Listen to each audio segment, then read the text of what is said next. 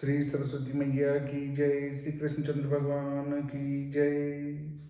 देखिए, आज हम चर्चा करने वाले हैं होलिका दहन पर और बड़े बड़े विद्वानों के प्रश्नों के समाधान के ऊपर। पता नहीं विद्वान लोग किस प्रकार से कहाँ से क्या शब्द उठा के लाते हैं। अब विद्वानों की तो क्या कह सकते हैं, क्योंकि वो तो विद्वान हैं।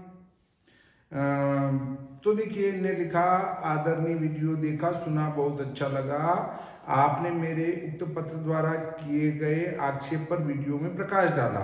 भगवान, मैं आपसे भी विनम्र अनुरोध करना चाहूँगा कि शास्त्रों के वचनों को ही प्रमाण ही हमें ग्रहण करना चाहिए। आपने 3 ग्रंथों के निर्णय सुनाए, श्री व्रतराज, निर्णय सिंधु, धर्म सिंधु।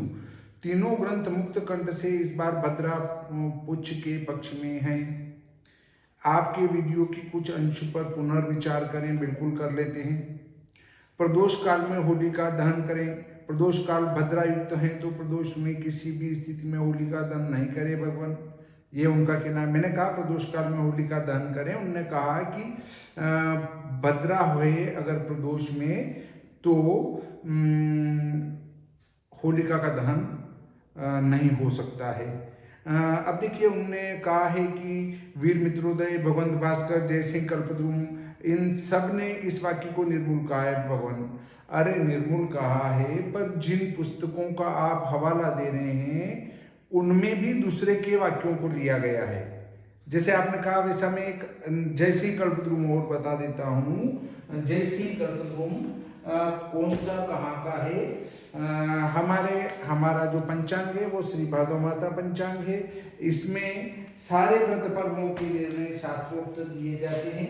अब देखिए, जयसिंह कल्पद्रुम श्री कृष्ण दास खेमरा, श्री कृष्णदास प्रकाशन, मुंबई का है और इसमें पृष्ठ क्रमांक 771 पर लिखा है। पूरा संस्कृत में है। फाल्गुनी कृत्यम अत्र होलिकोत्सव कार्य तत्र पौर्णमासी पूर्विद्याग्राह्या। यहाँ पर पूर्णिमा को पूर्विद्या ग्रहण करनी। श्रावणी दुर्गा नवमी भृद्यमवचनात् पूर्वविद्या प्रकर्तव्या फाल्गुनी पूर्णिमा तथा इति शिव रहस्य वचनाच्च चतुर्दशा च पूर्णिमेति युग्म वाक्याच्च होलिका दीपने च प्रदोष व्यापिनी ग्राह्या। देखिए, जयसिंह कल्पद्रुम का आपने नाम लिया है और उसमें स्पष्ट लिखा है कि चतुर्दश्या च पूर्णिमा युग्म वाक्या जो होलिका दीपने च प्रदोष व्यापिनी ग्राह्या। होलिका के दीपन में इसको प्रदोष व्यापिनी ग्रहण करना चाहिए, अर्थात होलिका का मुख्य काल जो है वो प्रदोष काल है। निशागमे तो पूज्येत होलिका सर्वतो मुखे। निशा मुखे मतलब रात्रि के मुंह में, अर्थात जब रात्रि प्रारंभ होती हो तब होलिका का पूजन करना चाहिए। इति पृथ्वी चंद्रोदय दुर्वासा प्रदोषे पूजने स्योक्तत्वात्। दुर्वासा जी ने भी कहा है कि प्रदोष में इसका पूजन करें। प्रदोष व्यापिनी ग्राह्या पूर्णिमा फाल्गुनी सदा। स्पष्ट लिखा है कि प्रदोष व्यापिनी ग्रहण करना चाहिए। पूर्णिमा फाल्गुन की पूर्णिमा हमेशा प्रदोष व्यापिनी ग्रहण करे। किसमें? होलिका दहन में। तस्याम भद्रा मुखम त्यक्त्वा पूज्या होला निशा मुखे। तस्याम भद्रा मुखम त्यक्त्वा, उसमें भी भद्रा के मुंह को छोड़कर होलिका का पूजन निशामुख में कर रहे, रात्रि के मुंह में करे, जब रात्रि प्रारंभ होती हो तब। इति नारद वचनाच। ये जैसे कल्पद्रुम ही पढ़ रहा हूं मैं। निर्णयामृते सायन व्यापिनी ग्राह्येत्युक्तम। निर्णयामृत में तो सायन व्यापिनी ग्रहण करने का लिखा है। सायन होलिकम कुर्यात् पूर्वाणे क्रीडनम गवाम इति वचनात्। सायान्न प्रदोष इति मयूखे। सायान्न का अर्थ है प्रदोष, मतलब मयूख में कहा है। तपस्य पूर्णिमास्यां तु रजन्यां होलिकोत्सव इति वचनात्। दिन द्वये प्रदोष व्याप्तो परेव भद्रायां दीपिता होली राष्ट्रभंगम करोति वे। 2 दिन प्रदोष में व्याप्त हो तो उसको दूसरे वाली ग्रहण करना चाहिए। नगरस्य च निवेष्टां तस्मात् तां परिवर्तयेत इति पुराण स्मुचे यम वचनात् भद्रायाम द्वेन कर्तव्य श्रावणी फाल्गुनी तथा भद्रा में दो कार्य नहीं करना, श्रावणी और फाल्गुनी। परंतु फिर उसी में आगे क्या लिखा है उसको भी पढ़ लेना चाहिए, क्योंकि हमने एक वचन पढ़ा है पर दूसरा वचन क्या कहा गया है। इति स्मृत्यंतरेव वचनाच प्रतिपद्भूत भद्रासूर्यार्जिता होलिका दिवासम संतु तद्राष्ट्रम पुरम दहति साद्भूतम। प्रतिपदा में होलिका का अर्चन करने पर साल भर तक वो राष्ट्र को जलाती रहती हैं। इति चंद्र प्रकाशे नारद वचनाच यदा तो प्रदोषे पूर्वदिने भद्रा भवति परदिने चास्तात् पूर्वमेव पंचदशी समाप्यते तदा सूर्योदयात् पूर्वं भद्रांतं प्रतीक्षा होलिका दीपनीयाम्। प्रदोषे पूर्वदिने भद्रा भवति परदिने चास्त पूर्वमेव पंचदशी समाप्यते तदा सूर्योदयात् पूर्वं भद्रांतं प्रतीक्षा होलिका दीपनीयाम्। हाँ, ये बात इसमें लिखी गई है, परंतु ये एक वचन है। जब अधिक वचन एक पक्ष में जाते हों तो उन वचनों का अनुसरण करना चाहिए। उसके बाद ये भी देखना चाहिए कि क्या कर्मकाल से वो हट रही है क्या। देखिए फिर आगे चलते हैं। दिनाद पर तो या स्यात् फाल्गुनी पूर्णिमा यदि रात्रो भद्रावसाने तु होलिका तत्र पूज्येत। रात्रो भद्रावसाने तु होलिका तत्र पूज्येत इति भविष्योत्तरात्। जब भद्रा समाप्त हो जाए रात्रि में तब होलिका का पूजन करे। राकाया मद्वया दूर्धम चतुर्दश्याम यदा भवेत् होलम भद्रावसाने च निशीथान्ते प्रदीप्येत। निशीथ के बाद में भी भद्रा के बाद होलिका का दीपन करे, ये बात इसमें लिखी गई है। फिर अब आगे और पढ़ते हैं। इति भविष्योत्तर वचनाच यत्तु भद्रायां विहितं कार्यं होलिकाया प्रभुजनम् इति यच्च मध्यरात्रि मतिक्रम्य विष्टे पुच्छं यदा भवेत् प्रदोषे ज्वाल्येत् अग्निं सुख सौभाग्यदायकम्। देखिए यच्च मध्यरात्र मतिक्रम्य विष्टे पुच्छं यदा भवेत्, एक बात फिर यहीं पे आ गई है इसी पुस्तक में कि मध्यरात्रि का अतिक्रमण करके भद्रा की पूंछ जब होती है तो प्रदोषे ज्वाल्येत् अग्निं सुख सौभाग्यदायकम। देखिए वो उसकी पूंछ यदि बाद में पड़ती हो, उसका अतिक्रमण कर देती हो मध्यरात्रि का, तो फिर प्रदोष में ही होलिका का दहन करे, चाहे भद्रा है तो भी वो सुख सौभाग्य को देने वाली है। प्रदोषान मध्यरात्रांतम होलिका पूजनम शुभम। प्रदोषान मध्यरात्रांतम होलिका पूजनम शुभम इति तदनाकरणम यदा तु पूर्वत्र प्रदोष वाप्त्य भाव तत्सत्वेति वा भद्रा रहित काल सूर्योदयात् पूर्वं न लभ्यते। उत्तर दिने च सूर्या स्यात् पूर्वमेव पूर्णिमा समाप्ता तदा भद्रा पुच्छे पूर्व दिन एव तत्कार्यम। भद्रा की पूछ में भी उसका कार्य करने की लिखा गया है। पृथिव्यां यानि कर्माणि शुभानि ह्य शुभानि च तानि सर्वाणि सिद्ध्यन्ति विष्टि पुच्छे न संशयः। विष्टि की पूछ में वो कार्य हम कर सकते हैं। इति लल वचनात्, लल ने कहा है कि उनकी पूछ में इस कार्य को करना चाहिए। विष्टि पुच्छ मुक्तम ज्योति शास्त्रे दशम्यां प्रथम घटिका पंचक परम हरिद्यु सप्तम्यां द्विदश घटिकान्ते घटिकम तृतीय राकायां खयम घटिकाभ्यः परभवं शुभं विष्टे पुच्छं शिवतिथि चतुर्थ्योश्च विरमः। उनकी पूंछ के बारे में यहाँ पर लिखा गया है। फिर आगे लिखा है पौर्णमास्युत्तर प्रदोष एव होलिका दीपम कायम न तो पूर्वरात्रो विष्टे पुच्छे। सार्धयां त्रिं पूर्णा द्वितीये दिवसे यदा प्रतिपद वर्धमाना तो तदा सा होलिका स्मृता इति भविष्यवचनात्।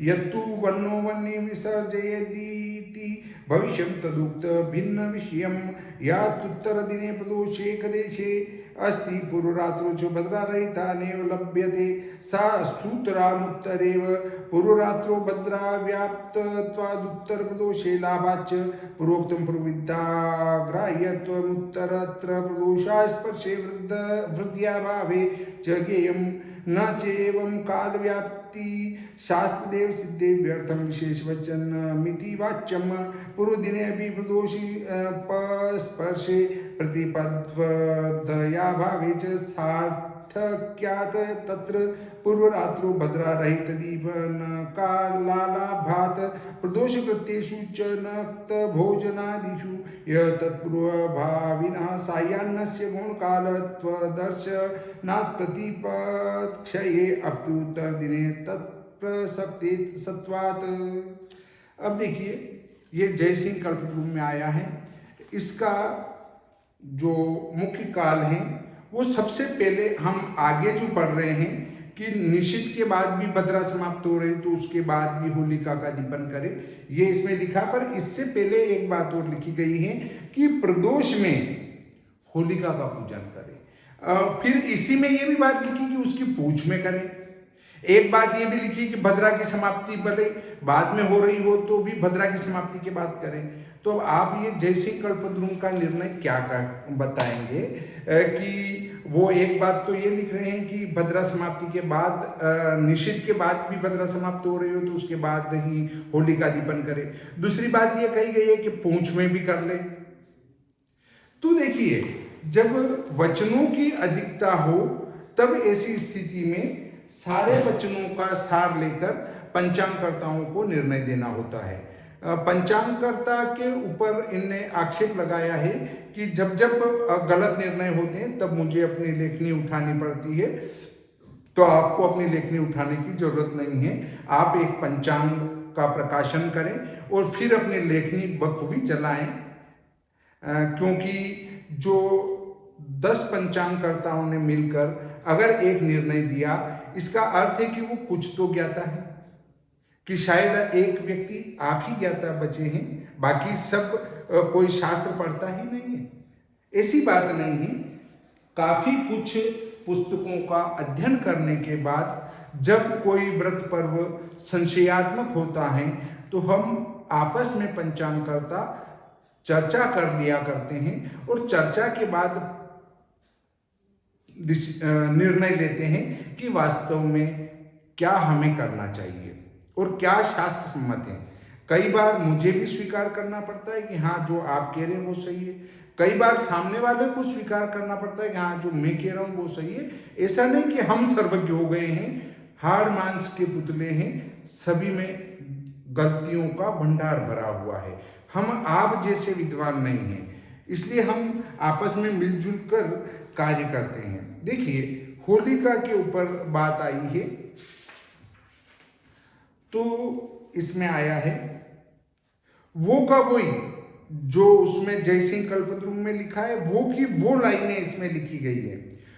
फाल्गुनी पूर्णमासी मनवाली सा पूर्वायनी की ये होलिका सा प्रदोष व्यापिनी भद्रा रहिता ग्राह्या। इसको प्रदोष व्यापिनी भद्रा रहित ग्रहण करना चाहिए। दिन द्वये प्रदोष व्याप्तो पर दिने प्रदोष एक देश व्याप्तो वा परेव। 2 दिन यदि प्रदोष में व्याप्त हो और दूसरे दिन एक देश को भी व्याप्त करती हो तो भी दूसरी ग्रहण करना। अब एक देश के संबंध में एक बहुत बड़े विद्वान है राजस्थान के, उनने उसका अर्थ बताया है कि आधा प्रदोष काल को एक देश कहते हैं। तो मैंने उनसे प्रश्न किया हमारे ग्रुप में ही कि भगवान आप जी ये बताइए कि ये जो आधा प्रदोष जिसको 72 घटी कहा गया है, ये वचन आपने कहाँ से ग्रहण किए हैं। तो वे बड़े विद्वान हैं, उस शास्त्र की फोटोकॉपी और श्लोक संख्या वगैरह सहित हमें उत्तर देंगे, पर उसमें थोड़ी देरी लगेगी। परदिने प्रदोष स्पर्शा भावे पूर्वदिने प्रदोषे भद्रा सत्वे यदि पूर्णिमा परदिने सार्धत्रियामा ततोधिका वा तत्परदिने च प्रतिपद वृद्धिगामिनी तथा परदिने प्रतिपदी प्रदोष व्यापिन्यां होलिका।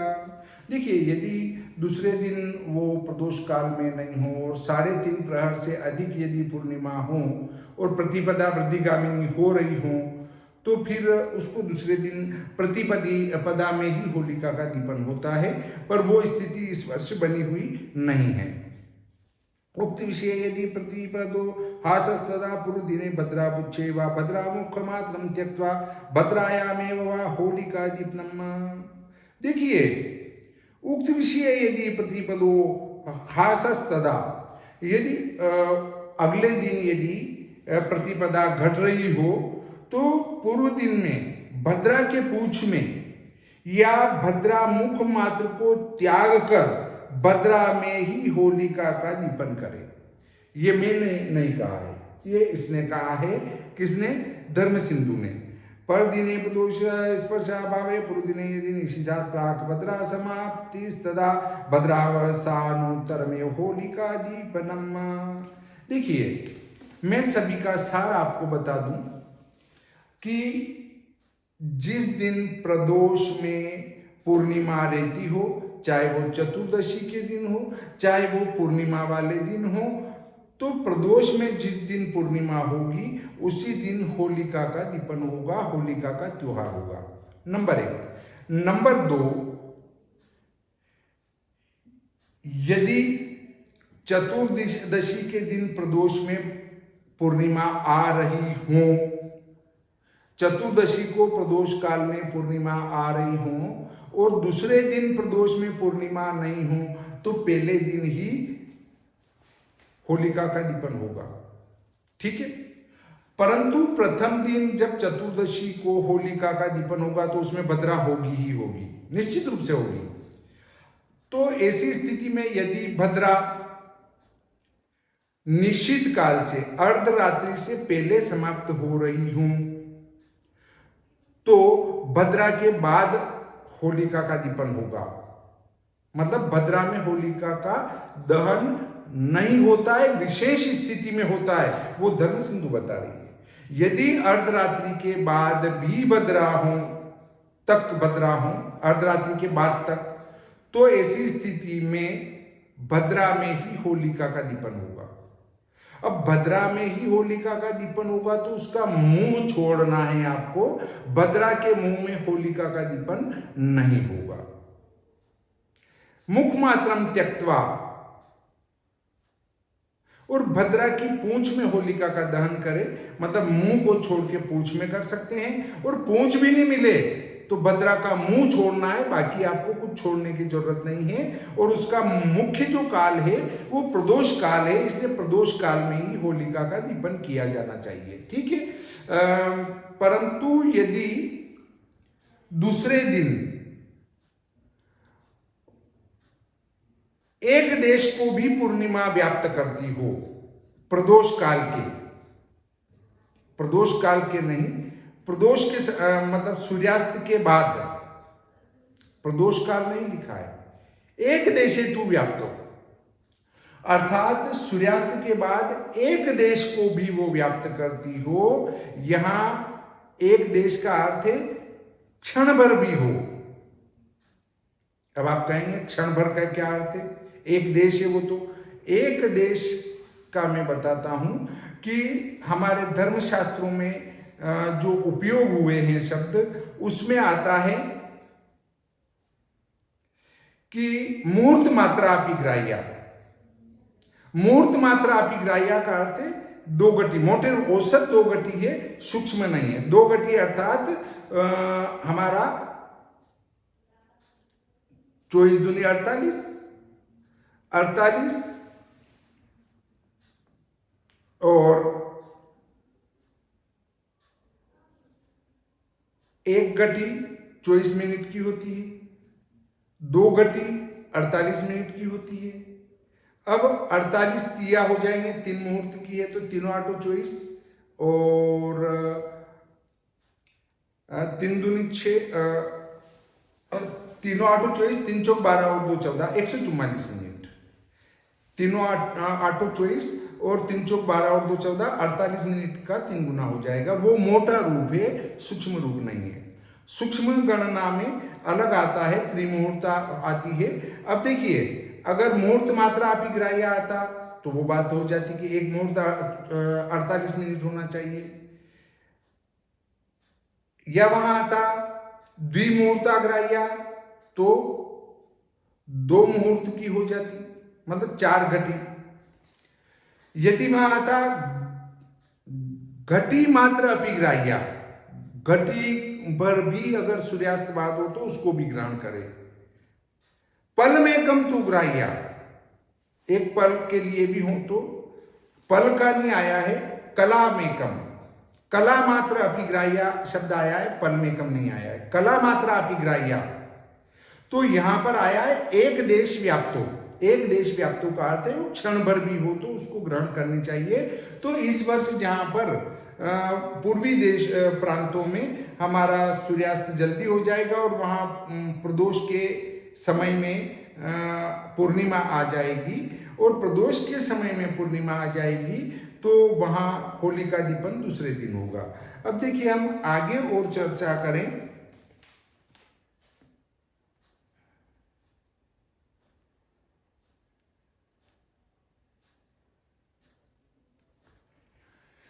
हिंदी अर्थ पढ़ूंगा तो आपको जल्दी और समझ में आएगा। भद्रा की पूछ व भद्रा के मुख को छोड़कर वह भद्रा में ही होलिका का दाह करे।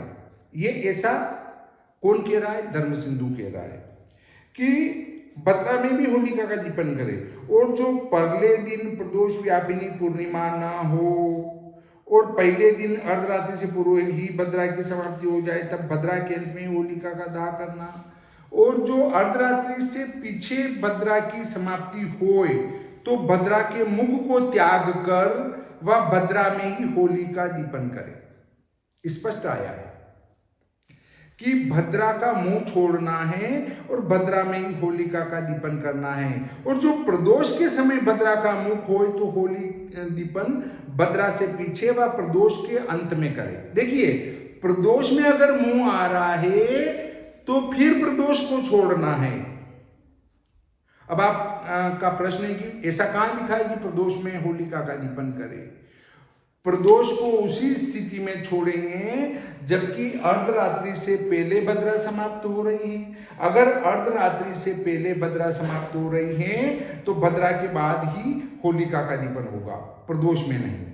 परंतु यदि भद्रा अर्धरात्रि के बाद तक रहती है तो ऐसी स्थिति में आपको होलिका का दीपन प्रदोष में करना है, परंतु वहां यह देखना है कि उसका भद्रा का मुंह तो नहीं है प्रदोष में। अगर भद्रा का मुंह प्रदोष में नहीं है तो आपको बिना कुछ विचारे प्रदोष में ही होलिका का दीपन करना चाहिए। देखिए, और जो प्रदोष के समय भद्रा का मुख हो तो होली दीपन भद्रा से पीछे व प्रदोष के अंत में करे। जो दोनों दिन पूर्णिमा प्रदोष के समय ना हो और पहले दिन भद्रा हो तो पहले दिन ही भद्रा की पुच्छ में जो वह न मिले तो भद्रा में ही प्रदोष के अंत में होलिका का दाह करे। भद्रा में ही प्रदोष के अंत में होलिका का दाह करे। अगर क्या लिखा है, फिर से एक बार पढ़ता हूं, जो दोनों दिन पूर्णिमा प्रदोष के समय न हो। देखिए, दोनों समय प्रदोष के टाइम पर नहीं है। पहले दिन भद्रा हो तो पहले दिन ही भद्रा की पुच्छ में जो वह न मिले तो भद्रा में ही प्रदोष के अंत में होलिका का दाह करे। अर्थात पहले दिन भी प्रदोष में नहीं है और दूसरे दिन भी प्रदोष में नहीं है, इसलिए उसका मुंह छोड़कर प्रदोष के बाद भी पहले दिन भद्रा में ही होलिका का दीपन करना है, क्योंकि रात्रि में पूर्वार्ध भद्रा का ग्रहण शास्त्र से सिद्ध है। रात्रि में पूर्वार्ध भद्रा ग्रहण कर सकते हैं, शास्त्र कहता है, परंतु चतुर्दशी के प्रदोष में वह पहले दिन सायाह्न आदि में न करे। दिन में होलिका दाह सर्वशास्त्र से विरुद्ध है, अर्थात किसी में नहीं लिखा। इस होलिका के पूजन को श्रवणा कर्म के समान भोजन के पश्चात भी करते हैं और युक्त भी यह ही है।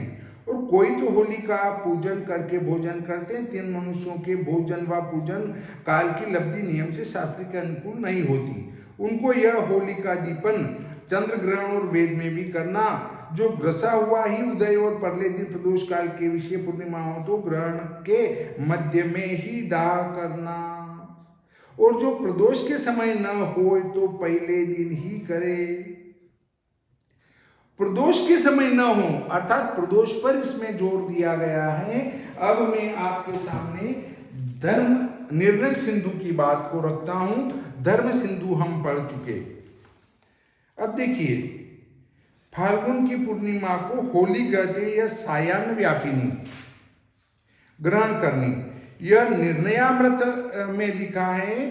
कारण कि यह कथन के सायान्न काल में होली और पूर्वाह्न में गो क्रीड़ा करे। ज्योतिर्निबंध में तो इस नारद के वाक्य से प्रदोष व्यापिनी लेनी चाहिए। ज्योतिर्निबंध ने क्या कहा है, इसको प्रदोष व्यापिनी लो। यह लिखा है कि प्रतिपदा 14 भद्रा में और दिन में पूजी हुई होली वर्ष दिन तक उस देश और पूर्व को आश्चर्य से भस्म करती है। भद्रा में होलिका का दीपन नहीं करना। कब नहीं करना, कब नहीं करना, इस पे चर्चा करते हैं। यदि हमें शुद्ध काल मिलता हो तो भद्रा की अंदर होलिका दहन नहीं करना। अब पूरा सुनेंगे तो समझ में आएगा। फाल्गुन की पूर्णिमा प्रदोष व्यापिनी लेनी चाहिए। तीसवें भद्रा के मुख को छोड़कर सायंकाल के समय होलिका का पूजन करना। यह साफ लिखा है कि इसको प्रदोष व्यापिनी लेना, और इसमें भी भद्रा के मुंह को छोड़कर सायं के समय अर्थात सायं के समय का अर्थ प्रदोष वेला में होलिका का पूजन करें। यह नारद कहते हैं, ऐसा नारद जी ने कहा है। सायने होलिकां कुर्यात् पूर्वाह्ने क्रीडनं गवामिति वचनादिति निर्णयामृते उक्तम्। भद्रायां होलिका निषेध ज्योतिर्निबन्धे तु प्रतिपद्भूत भद्रासु यार्चिता होलिका दिवे संवत्सरं तद्राष्ट्रपुरं दहति सा द्रुतं प्रदोष व्यापिनी ग्राह्या पूर्णिमा फाल्गुनी सदा। प्रदोष व्यापिनी ग्राह्या पूर्णिमा फाल्गुनी सदा तस्यां भद्रामुखं त्यक्त्वा पूज्या होला निशामुखे इति नारद वचनात्। इसे नारद जी का वचन है कि होलिका का पूजन निशामुख में करना चाहिए, भद्रा का मुंह छोड़कर। ये नहीं लिखा भद्रा को छोड़कर। यह भी लिखा है कि भद्रा में होलिका का दाह करने से वह नगर आदि को नष्ट करती हैं, परंतु यदि भद्रा अर्धरात्रि के बाद तक हैं तो भद्रा में ही होलिका का दीपन करना पड़ेगा। हेमाद्रि और मदन रत्न में भविष्य पुराण का लेख है कि हे पार्थ, इस पूर्णिमा को गोबर से लिपे हुए चौकोर घर के आंगन में बालकों की रक्षा और इत्यादि वाक्यों से 30 समय में पूजा का विधान लिखा है। जिससे यह पूर्व विद्या लेनी चाहिए। बृहद्यम और ब्रह्मवैवर्त पुराण में भी लिखा है कि श्रावणी, दुर्गा नवमी, दुर्वाष्टमी, होली, शिवरात्रि, बलि का दिन यह पूर्व विद्या ही ग्रहण करनी।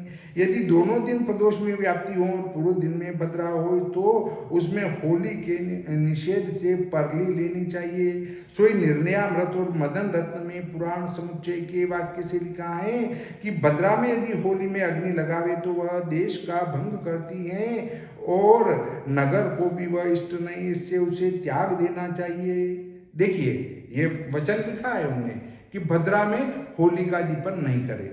पर इससे आगे बात करते हैं, श्रावणी और होली ये दो न करनी चाहिए, कारण कि श्रावणी तो राजा को और होली ग्राम को भस्म करती है। इसी प्रकार यदि फाल्गुन की पूर्णिमा मध्याह्न से परे हो और रात्रि में भद्रा के अंत काल तक हो तो तिसमें ही होली को जलावे। पूर्णिमा मध्याह्न से परे हो और रात्रि में भद्रा के अंत काल तक हो तो तिसमें होली को जलावे। यदि पहले दिन चतुर्दशी प्रदोष व्यापिनी हो और अगले दिन पूर्णिमा क्षय के वश से सायंकाल से प्रथम समाप्त हो गई हो, तब प्रथम दिन संपूर्ण रात्रि में भद्रा हो तो तिसका निषेध होने से अगले दिन प्रतिपदा में ही उसको करे। यह निर्णय व्रत का कथन है, कारण कि भविष्य पुराण में लिखा है कि यदि बड़ी हुई प्रतिपदा दूसरे दिन 3.5 प्रहर हो तो तिसे होली कहते हैं। देखिए, तब प्रतिपदा में होलिका का दहन कब होगा? जब वो 3.5 प्रहर से पूर्णिमा अधिक होगी, तब प्रतिपदा में ही होलिका का दीपन होगा दूसरे दिन।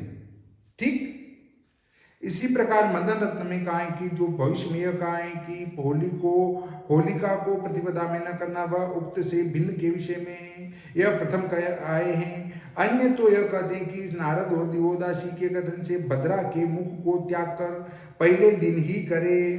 भद्रा के मुख को दिवोदास ने लिखा है, दिवोदास ने लिखा है कि भद्रा के मुख को त्याग कर पहले दिन ही करे।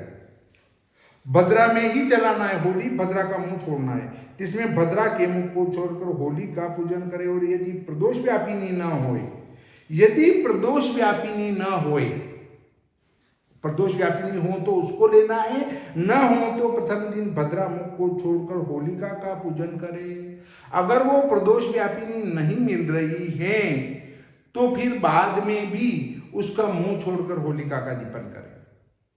पर यदि प्रदोष व्यापिनी मिल रही है तो फिर प्रदोष काल में ही उसका मुख नहीं है तो प्रदोष काल में होलिका दीपन करे। तथा पंडित जन होलिका का सदा सायंकाल में पूजन करे, दिन में न करे, कारण कि दिन में पूजी हुई होली से दुख प्राप्त होता है। देखिए, इसमें स्पष्ट लिखा है सायंकाल के समय ही होलिका का पूजन करे। विद्या विनोद में भी लिखा है कि पूर्णिमा में 3 प्रहर से ऊपर प्रतिपदा आ जाए तो भद्रा के मुख को छोड़कर होली का पूजन करना चाहिए। ये टोटल बात इसमें विस्तार से आ चुकी है।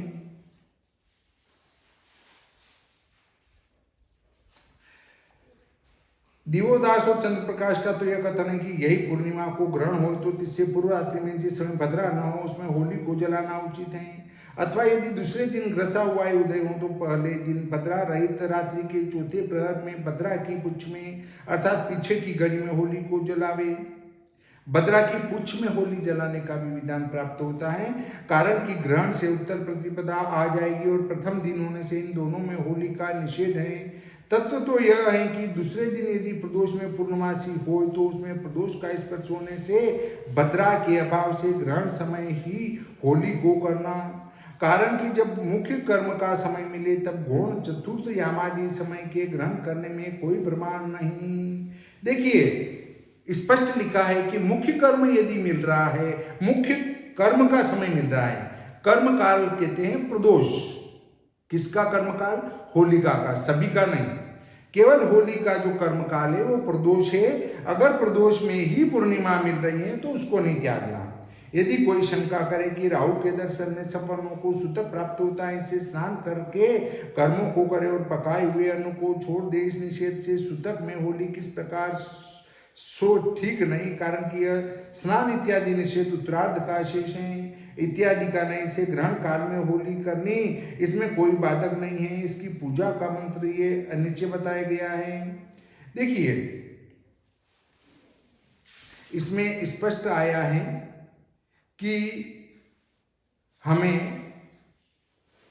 भद्रा में ही होलिका दीपन करना है, परंतु वो भद्रा अगर निशा अर्धरात्रि के बाद तक हो तब अर्धरात्रि के बाद तक हमें नहीं जाना है।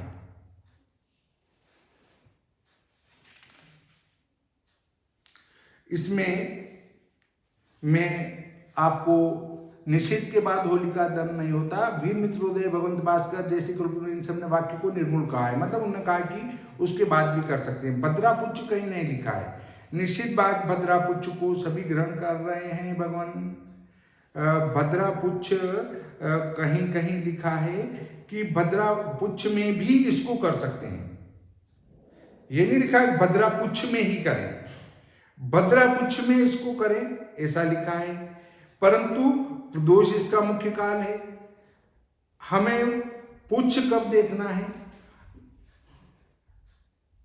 और कब नहीं देखना है। यदि उस समय मुंह मिल रहा हो प्रदोष काल में, तब अन्य काल पर विचार करेंगे। बाकी प्रदोष के समय मुंह नहीं है तो किसी काल को विचार करने की जरूरत ही नहीं है, पूंछ का विचार करने की जरूरत ही नहीं है। लखनऊ से पूर्वी क्षेत्र में 7 मार्च को होलिका दहन होगा, ऐसा नहीं है भगवान। हमें एक देश शब्द को समझना होगा। एक देश अर्थात थोड़ी सी भी हो तो 7 मार्च को होली करे भगवान। एक देश का अर्थ थोड़ी सी भी ऐसा नहीं है। मैंने कहा था कि थोड़ी सी भी हो तो उसको ग्रहण करे, तो ये बड़े विद्वान हैं, इन्होंने कहा कि थोड़ी सी का अर्थ ऐसा नहीं है।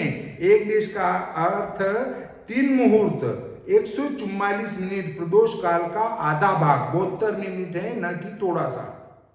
ये कहते हैं कि प्रदोष काल के आधे भाग को एक देश कहते हैं। तो इसके लिए कोई विद्वान के पास ऐसा प्रमाण हो कि एक देश का अर्थ प्रदोषार्ध होता है, तो हमें वो श्लोक उपलब्ध करावें ताकि हम भी संतुष्ट हो सकें। और ये जो बड़े विद्वान हैं ये भी हमें उपलब्ध कराने की कृपा करें। दूसरा, जिन क्षेत्रों में 7 मार्च को सूर्यास्त बाद लगभग 1.25 घंटा बाद तक पूर्णिमा हो, वहीं 7 की होली होगी, अन्यथा 6 की रात भद्रापुच में होलिका दहन होगा। तो देखिए, इस प्रकार इनके जो लगभग प्रश्न हैं वो सब इसमें आ चुके हैं। आदरणीय जी ने ये भी कहा था कि यहाँ कहाँ लिखा है कि निषेध के बाद होलिका दहन नहीं होता, ये कहाँ लिखा है? तो ये देखिए, ये लिखा है धर्म सिंधु में, निशीथोत्तरम भद्रा समाप्तो भद्रा मुखम त्यक्ता भद्रायामेव प्रदोषे भद्रा मुख व्याप्तो भद्रोत्तरम प्रदोषोत्तरम वा दिनद्वये पूर्णिमाया प्रदोष स्पर्शा भावे पूर्वदिन एव भद्रा पुच्छे तद्लाभे भद्रायामे प्रदोषोत्तरमेव होलिका।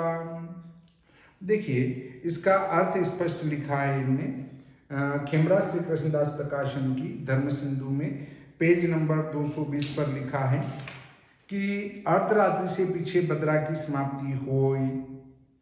अर्धरात्रि से पीछे भद्रा की समाप्ति होई मतलब निषिद्ध के बाद भद्रा समाप्त हो रही हो तो भद्रा के मुंह को त्याग कर वह भद्रा में ही होली का दीपन करे, और जो प्रदोष के समय भद्रा का मुख हो तो होली दीपन भद्रा से पीछे व प्रदोष के अंत में करे। ये बात मैं पहले भी पढ़ के सुना चुका हूं और अभी और इसको हाईलाइट करके आपको वीडियो के अंत में बता रहा हूं कि अर्धरात्रि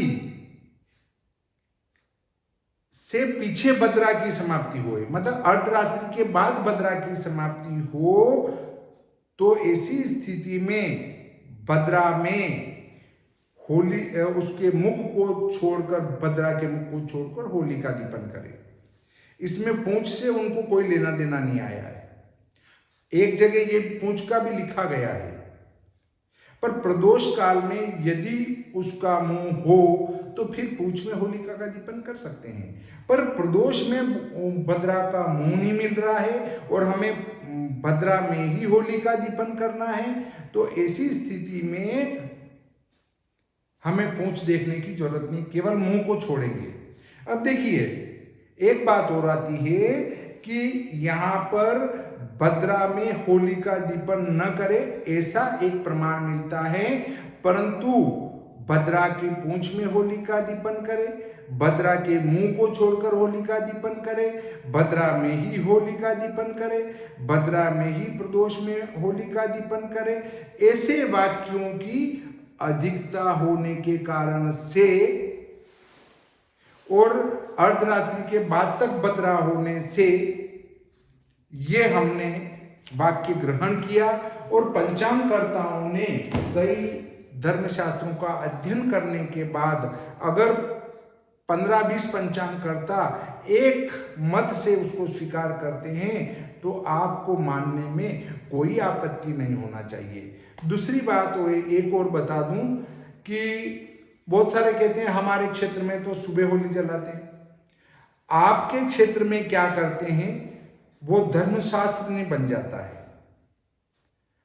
आप होली के 2 दिन बाद होली जलाते हैं आपके क्षेत्र में, हमें उससे कोई लेना देना नहीं। आपके क्षेत्र में होली कब जलाते हैं, इससे हम होली दहन का समय बदलकर आपके अनुसार लिख दें तो फिर हमें पंचांग बनाने से क्या मतलब है? फिर तो आप आपके उधर के आसपास के लोगों को इकट्ठा करो और पंचांग लिख डालो, बोलो ये त्योहार कब लगाना है, बोले एकादशी का व्रत अमावस्या को लगा दो, 5 मिलके कह रहे हैं लगा दो, कोई दिक्कत नहीं। अभी भी बहुत सारे एकादशी का व्रत द्वादशी में लिखते हैं और कहते हैं एकादशी व्रत। एकादश का अर्थ होता है 11 और व्रत लिख रहे हैं 12 में, कैसे संभव है? पर भारत में सब कुछ संभव है। कोई भी एक व्यक्ति खड़ा हुआ और उसने कह दिया ये चमत्कार हो गया, तो प्रजा उसके पीछे दौड़ना प्रारंभ कर देती है, भोली प्रजा है। तो लोग किसी के भी चक्कर में बहुत जल्दी आ जाते हैं, परंतु पंचांग कर्ता वो है जो शास्त्र में लिखा है उसको माने, न कि मेरे क्षेत्र में होली इस टाइम जलाई जाती है और कई वर्षों से जलाई जाती है, हमारे पुरखे भी जलाते आ रहे हैं। अगर पुरखों ने शास्त्रों का अनुसरण नहीं किया तो उसके लिए शास्त्र दोषी हैं क्या? शास्त्रों ने तो स्पष्ट रूप से कहा है कि होली का दीपन इस कंडीशन में इस प्रकार से होगा, और ये शास्त्र कोई आज लिखे गए नहीं है। पुराणों के वाक्य, नारद जी के वाक्य, ये कई हजार वर्ष पुराने हैं। मतलब पुराणों की रचना 5000 साल से भी पहले हुई है और उस समय से ये वचन लिखे गए हैं। तो आज आपके यहाँ होली दीपन कब की जाती है, उससे हमें क्या लेना देना? और आप ये अगर कहते हैं कि नहीं साहब हमारे यहाँ तो होली दीपन इस दिन की जाती है और मैंने भी पंचांग में ये लिखा है, देखो जनता किस दिन मना रही है। हमें जनता किस दिन मना रही है उसको नहीं देखना है, हमें यह देखना है कि मैंने पंचांग में लिखा और जनता भी उसका अनुसरण कर रही है। यदि आप जनता का अनुसरण कर रहे हैं तो आप कौन से पंचांग करता है? आपको पंचांग बनाना छोड़ देना चाहिए। भाई जनता पंचांग का अनुसरण करेगी कि पंचांग करता जनता का अनुसरण करेगा? अगर हाँ जनता गलत मना रही है तो आप मार्गदर्शन करें कि नहीं, अर्धरात्रि के बाद होलिका का दीपन नहीं होता है, उसका मुख्य काल जो है वो प्रदोष काल है, कर्म काल प्रदोष काल है, इसलिए प्रदोष व्यापिनी ग्रहण करना चाहिए। तो आज का ये प्रकरण यहीं समाप्त करते हैं। श्री सरस्वती मैया की जय, श्री कृष्णचंद्र भगवान की जय।